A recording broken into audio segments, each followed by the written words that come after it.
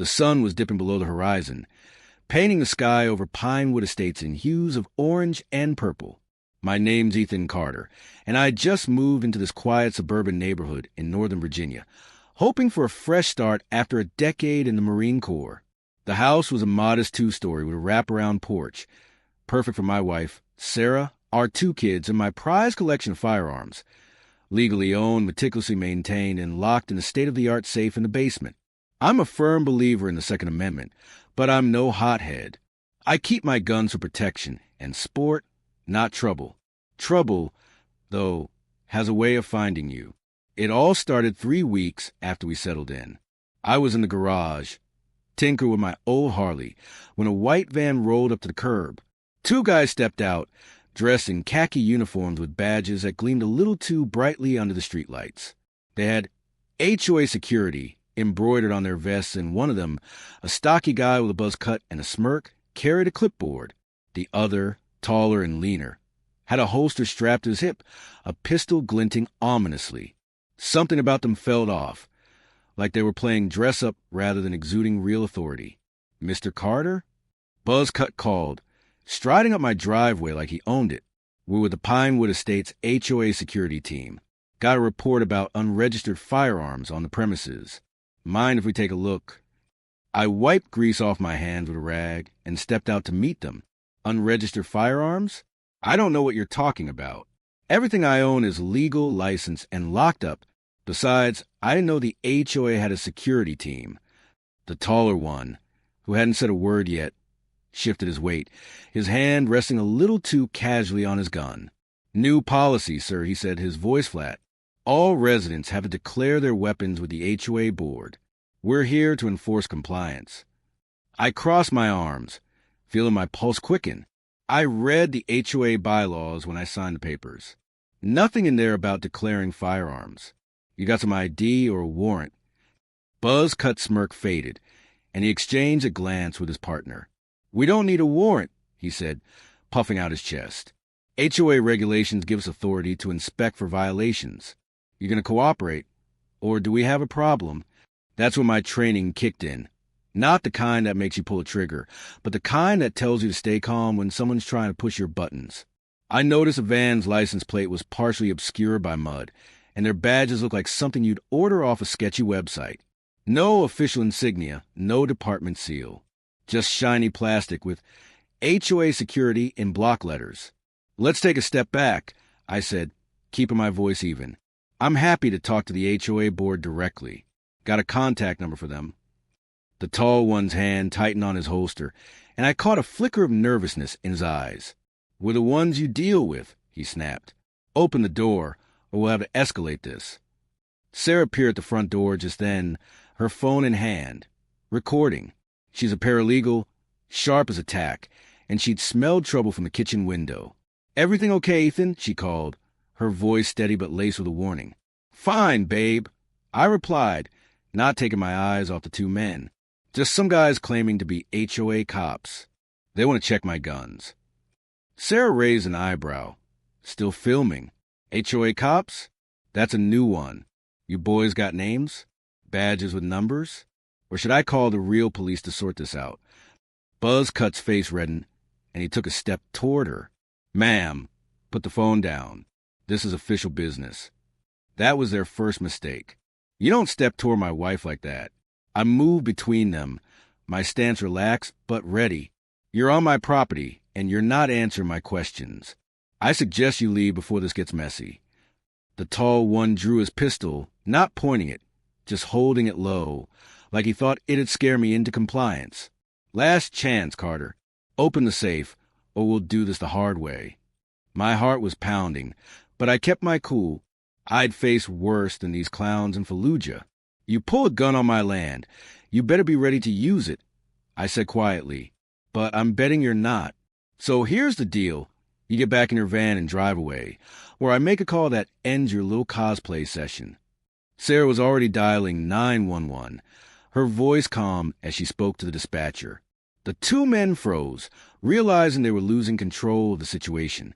Buzz Cut muttered something under his breath, and they backed off toward the van, the tall one holstering his weapon. As they peeled out, I memorized the van's make and model, a beat-up Dodge with a cracked taillight. The real cop showed up 10 minutes later. Officer Ramirez, a grizzled veteran with a no-nonsense demeanor, took our statements and watched Sarah's video. No such thing as HOA security in Pinewood, he said, scratching his chin. Sound like imposters. You got a good look at them. Yeah, I said, handing him my phone, where I'd snapped a photo of the van as it sped off. And I've got a feeling they're not done yet. Ramirez nodded, his expression grim. We'll run the plate and check local surveillance. If these guys are running around playing cop, they're in for a world of hurt. That night, I couldn't sleep. I kept replaying the encounter, wondering what they were really after. My guns?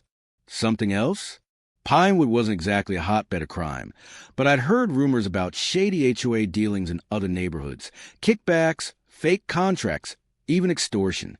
I started digging online, and what I found made my blood run cold. A quick search turned up stories from nearby counties about HOA enforcement scams.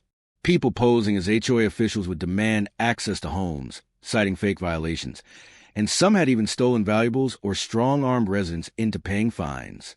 A few ex-posts mentioned similar incidents in Virginia, with one user claiming the feds were sniffing around a group posing as HOA security to run illegal shakedowns. No concrete evidence, but enough to make me think I'd stumbled into something bigger than a couple of wannabe tough guys. The next morning, I called a buddy from my Marine days, Jake, who now works private security and has contacts in law enforcement. Ethan, you're lucky you didn't escalate, he said after I filled him in. Sounds like a classic intimidation racket. They probably targeted you because they heard you're a gun owner. Easy mark for a compliance check. I'll reach out to a friend at the FBI. If these guys are crossing state lines or using fake badges, that's federal. By noon, Jake called back. You're not going to believe this, he said. My guy says the FBI is already looking into a crew pulling HOA scams in the DMV area. They've got a van matching your description tied to a string of incidents, extortion, theft, even a couple of assaults. They're building a case, but they need hard evidence. That video your wife took? It's gold. Send it to me? I emailed the video to Jake, along with the photo of the van. Sarah and I also installed extra cameras around the house, just in case our visitors came back. The kids, thankfully, were at school during the incident, but we sat them down and explained why they needed to be extra vigilant. My daughter, Mia, rolled her eyes. Dad, you're so paranoid. But my son, Lucas, was all in, asking if he could help bust the bad guys. 2 days later, Jake called again. FBI want to talk to you. They think your van is the same one they've been tracking. It's registered to a shell company out of Delaware, but the plates are stolen. They're setting up a sting, and your footage might help them nail these guys. You in? Hell yeah, I said, feeling a mix of adrenaline and unease. I wasn't just protecting my family anymore. This was about stopping a crew bold enough to pull guns on innocent people. But I also knew things could get messy. These weren't just small-time crooks. They were organized, armed, and brazen. That night, as Sarah and I sat on the porch, sipping coffee and watching the stars, she squeezed my hand. You sure about this, Ethan? If the feds are involved, it could get dangerous. I nodded, staring out at the quiet street. If we don't stop them, who will? They came to our home. Sarah, they threatened us. I'm not letting that slide. The next morning, an FBI agent named Torres showed up at our door. She was all business, press suit, sharp eyes, and a folder thick with photos and reports. Mr. Carter, your video matches descriptions of a group we've been tracking for months, she said, spreading out photos of the van and grainy shots of men who look suspiciously like Buzz Cut and his partner. They're part of a large operation, fake HOA enforcement to extort money and property. We think they're targeting gun owners to steal weapons for the black market. My stomach churned. So they weren't after fines. They wanted my guns. Torres nodded. Likely, your military background probably made them think you had a stash worth taking. We're setting up surveillance in the neighborhood. If they come back, we'll be ready. But I need you to keep this quiet. No posts on X, no talking to neighbors. We can't tip them off. I agreed, but the waiting was torture.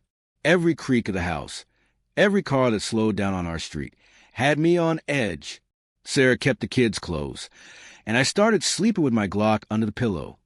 Not something I'd ever want to do in my own home. A week later, Torres called. "We've got movement." The van was spotted in a neighboring county, pulling the same stunt. "We're moving in tonight. Stay sharp, and don't engage if they show up." As the sun set, I sat in the living room. The curtains cracked just enough to watch the street. Sarah was upstairs with the kids, reading them a bedtime story to keep things normal. My phone buzzed with a text from Jake. "Feds are close. Vans in the area. Stay frosty." Then I saw it, the same white Dodge, creeping down the street with its headlights off. My heart raced, but I stayed still, watching as it parked 2 houses down. 3 figures stepped out this time, all in those fake HOA uniforms. One carried a crowbar, another a flashlight. The third, he had a shotgun. I texted Torres. "They're here, 3 of them, armed." Her reply was instant. "Hold position. We're 60 seconds out." The seconds stretched like hours. The trio moved toward my neighbor's house. Old Mr. Jenkins, a widower who kept to himself. I gripped my phone, fighting the urge to intervene. Then, like a scene from a movie, unmarked SUVs roared into the cul-de-sac, lights flashing, agents spilling out with weapons drawn. "FBI, drop your weapons." Hands in the air. The fake HOA cops froze, then bolted for the van. One agent tackled a guy with a shotgun, while another fired a warning shot. The van's engine roared, but it didn't get far. Spike strips had been laid down the street, shredding the tires. Within minutes, all 3 were cuffed on the ground, shouting about their rights as the feds read them the real ones. Torres approached my porch, her face grim but satisfied. "Good call staying put, Carter. We've got them, and the van's being impounded. It's a treasure trove. Fake badges, stolen plates, and a laptop with names of other targets. This is bigger than we thought." I exhaled, the tension draining from my body. "What's next?" "We'll need you and your wife to make formal statements," she said. "And we're digging into the shell company. Looks like they've been running the scam across 3 states. Your video was the break we needed." As the feds hauled the imposters away, I looked at the van, now surrounded by crime scene tape. It wasn't just a vehicle anymore. It was evidence, a key to unraveling a criminal network that had terrorized families like mine. But I knew this wasn't over. Scams like this don't just vanish. Someone, somewhere, was pulling the strings. Sarah joined me on the porch, wrapping an arm around my waist. "You okay?" she asked. "Yeah," I said, pulling her close. "But I'm not letting my guard down. Not yet." As the red and blue lights faded into the night, I couldn't shake the feeling that we'd only scratched the surface. Who was behind the shell company? How deep did this go? And what would happen when the feds started closing in on the real masterminds? The days following the FBI raid were deceptively calm in Pinewood Estates.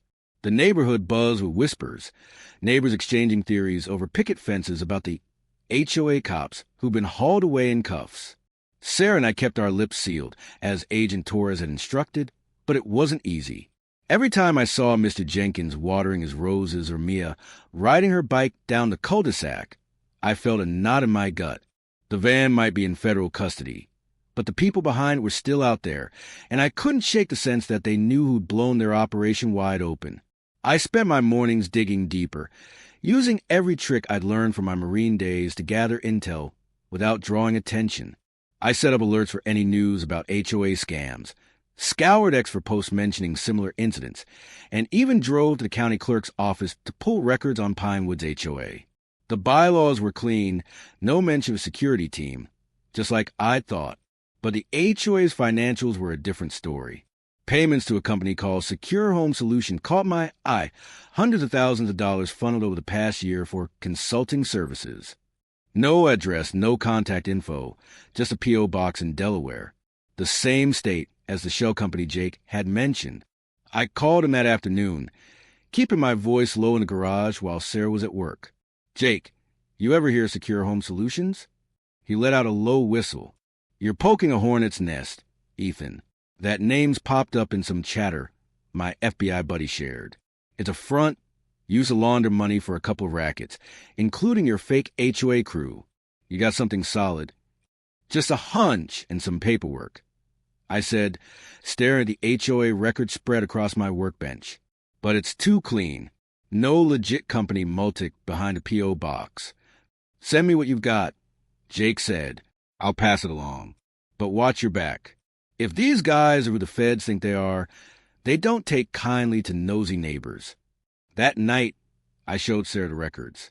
Her paralegal instincts kicked in, and she started cross-referencing the HOA's board members with public records. Look at this, she said, pointing to her laptop screen. The HOA treasurer, Margaret Voss, signed off on every payment to SecureHome. She's been on the board for 10 years, but her LinkedIn says she's a retired schoolteacher. No financial background. Why is she handling the money? Think she's in on it? I asked, leaning over her shoulder. Sarah frowned. Maybe, or maybe she's just a patsy. Either way, we need to talk to her. The next morning, we knocked on Margaret's door, a tidy colonial at the end of the street.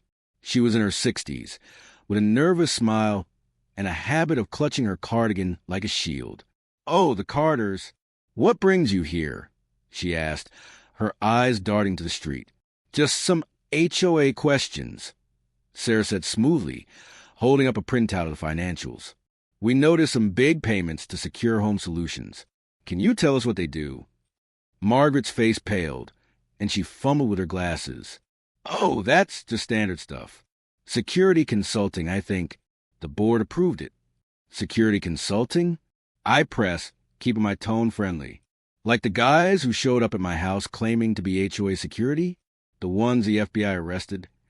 Her hands trembled, and she stepped back. I don't know anything about that.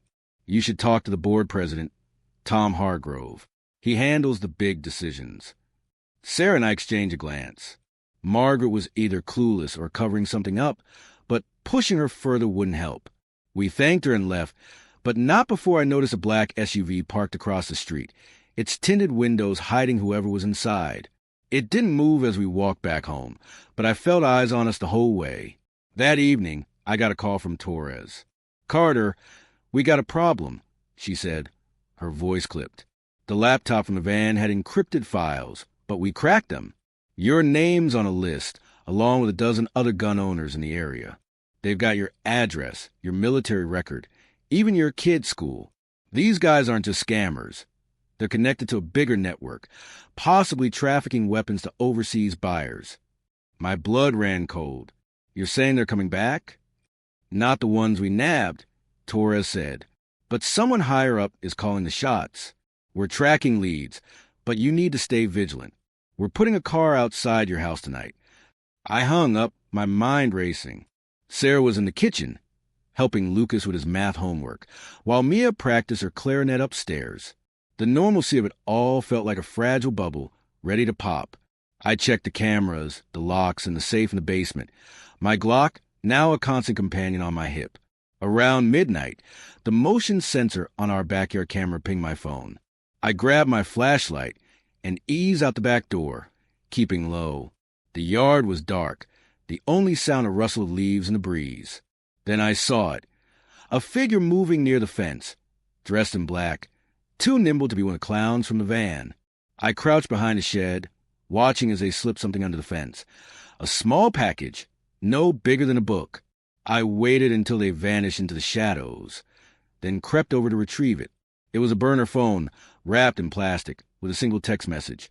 Stop digging, Carter, or your family pays. My first instinct was to call Torres, but something told me to hold off. Whoever sent this knew too much. About me, my family, maybe even the FBI's moves. I slipped the phone into my pocket and went back inside, locking the door behind me. Sarah was waiting, her face pale. What's out there? She whispered. I showed her the phone and her eyes hardened. We're not backing down, Ethan. But we're not doing this alone either. The next morning, we met with Torres at a diner outside town. I handed her the burner phone, watching her face as she read the message. This is escalation, she said, slipping the phone into an evidence bag. We're tracing the number, but it's probably a dead end. What worries me is how they knew you were digging. Someone's feeding them info. Could it be someone in the HOA? Sarah asked, like Margaret Voss or Tom Hargrove? Torres leaned back, her expression unreadable. We're looking into the board. Hargrove's got a history. Minor fraud charges a decade ago. Nothing that stuck. But we need more than hunches. Keep your eyes open and don't confront anyone directly. As we drove home, I couldn't shake the feeling that Pinewood Estates was a chessboard, and we were pawns in a game we didn't fully understand. The black SUV was gone, but I spotted a new car, a gray sedan, parked a block away, its driver obscured by a newspaper. Coincidence? Maybe, but I'd learned long ago that coincidences get you killed.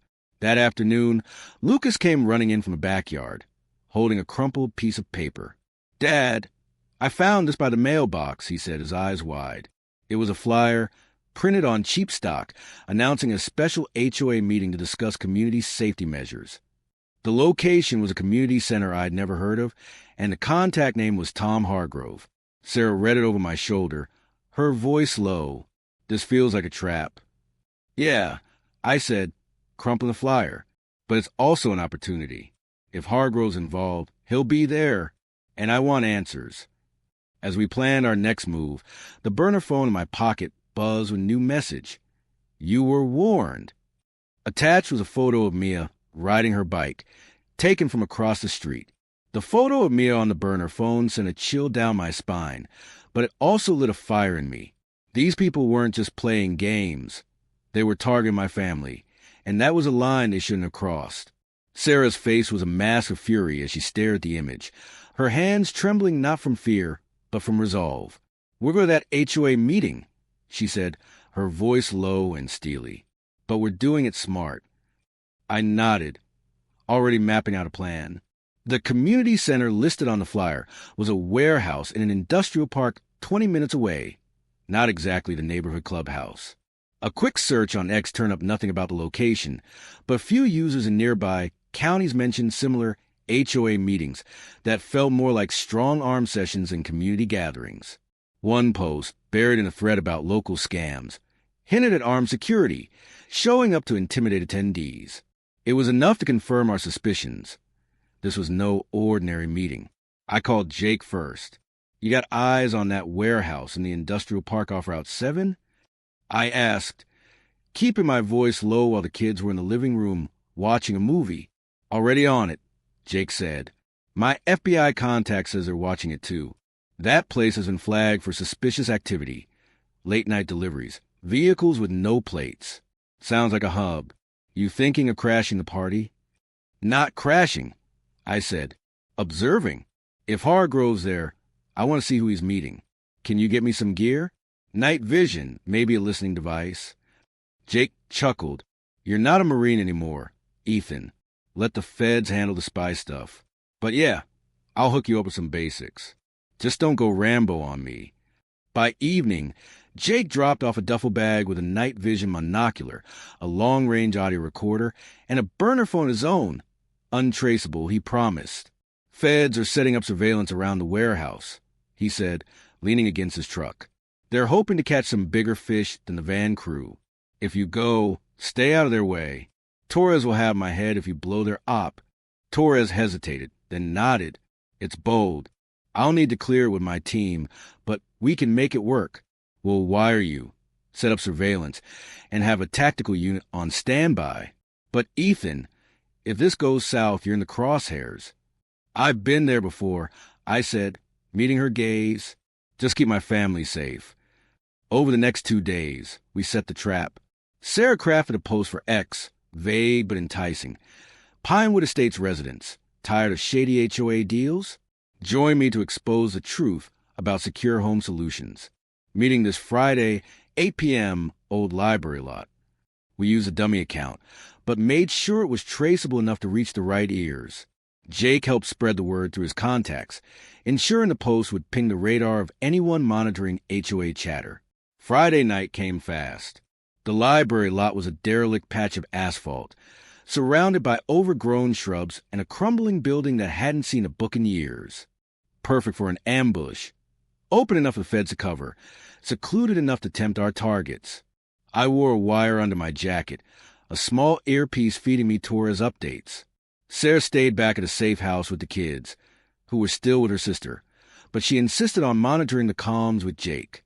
"If you get yourself hurt, Ethan Carter, I'll kill you myself," she'd said, half joking, half deadly serious.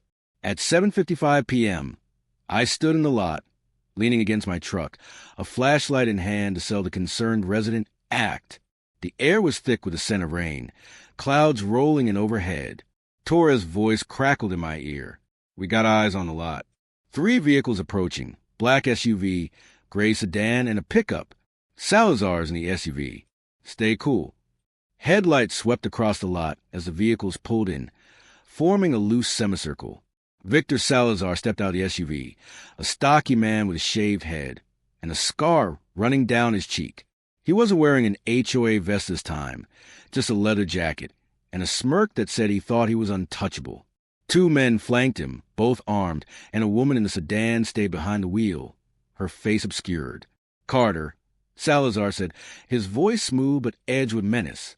"You've been a pain in my ass. Posting about SecureHome? Bad move." I shrugged, keeping my hands visible. "Just try and keep my neighborhood safe. You know, from fake cops and shady deals." His smirk faded. "You think you're clever, but you're out of your depth. Hand over the evidence you've got, videos, papers, all of it, and maybe you walk away." "And if I don't?" I asked, buying time as Torres' team tightened the net. Salazar's hand moved to his waistband, revealing the glint of a pistol. "Then we take it. And we don't stop with you." That was the signal. Floodlights blazed from the surrounding shrubs. An FBI agent swarmed the lot, shouting, "Hands up! Drop your weapons." Salazar's men froze, caught off guard, but the woman in the sedan gunned the engine, tires screeching. She didn't get far. Spike strips, just like at the warehouse, shredded her tires, and a tactical team dragged her from the car. Salazar, to his credit, didn't run. He raised his hands, his eyes locked on mine. "You have no idea who you're messing with, Carter," he said as an agent cuffed him. "Maybe," I said, stepping back as Torres approached. "But I know you're done." The raid was over in minutes. Salazar and his crew were loaded into vans, and the feds swept the vehicles, finding crates of illegal firearms, burner phones, and a ledger linking SecureHome Solutions to a network stretching from Virginia to New York. Torres clapped me on the shoulder. "You did good, Ethan. This is the biggest break we've had." "Salazar's talking already. Try to cut a deal. He's pointing fingers at someone higher up, a name we've been chasing for years." "Who?" I asked, my curiosity burning. She shook her head. "Not here. We'll debrief you tomorrow. Go home. Hug your family." Back at the safe house, Sarah threw her arms around me, relief etched into her face. "You're an idiot," she said, laughing through tears. "But you're my idiot." The next morning, Torres called with an update. Salazar's boss is a guy named Dominic Reyes, runs a front out of Baltimore. He's been using fake HOA scams to scout homes for high-value targets. Guns, cash, anything they can flip on the black market. We're closing in, but Reyes is slippery. "We need you and Sarah to stay out of sight until we've got him." I agreed, but as I hung up, a new email pinged on my phone from an anonymous address. It was a single line. "Reyes knows you helped. Watch your back." Sarah saw my expression and grabbed the phone. Her face hardened as she read the message. "They're not done," she said, echoing her words from before. "No," I said, checking the cameras outside the safe house. A new car, a blue pickup, aisle across the street, its driver hidden in the early morning haze. But neither are we.